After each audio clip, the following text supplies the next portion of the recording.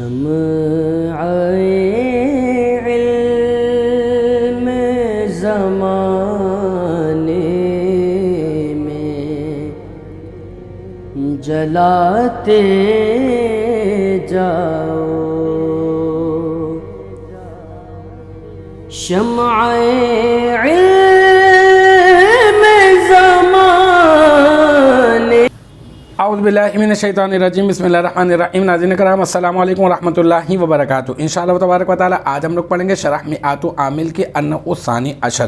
اب تک اس سلسلے میں ہم لوگ تقریباً 12 ویڈیوز بنا چکے ہیں۔ انشاءاللہ تبارک و تعالی یہ ہوگا ہمارا پارٹ نمبر 13۔ ہم لوگ جو ہے وہ بات کر رہے ہیں افعال مدح و ذم کے بارے میں، اور جو ہے نا آج کی جو ہماری عبارت ہے وہ ہے هو الضمیر، ٹھیک ہے نا۔ یعنی دوسری صورت جو میں نے بتائی تھی وہ یہ تھی کہ وہ مبتدا جو ہے نا وہ محذوف بھی کہا جا سکتا ہے۔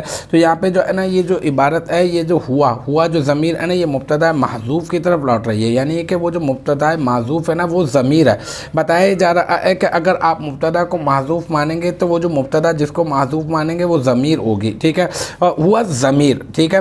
ہوا اس کو آپ ضمیر مرفوع منفصل واحد مذکر غائب راجع بسوء مبتدا محذوف اس کو آپ بنا دیں مبتدا، اور الضمیر آپ اس کو بنا دیں خبر، پھر مبتدا اپنے خبر سے مل کر جملہ اسمیہ خبریہ بن گیا۔ تو الحمدللہ یہ ہمارا جو ہے النوع الثانی عشر کا پارٹ نمبر 13 اپنے اختتام کو پہنچا۔ مجھے امید ہے کہ یہاں تک کی جو بات ہے وہ آپ کی سمجھ میں آ گئی ہوگی انشاءاللہ تبارک و تعالی۔ نیکسٹ ٹائم اگلی ویڈیو اگلی کلاس کے ساتھ ملاقات ہوگی، جب تک آپ اپنا بہت خیال رکھیے گا۔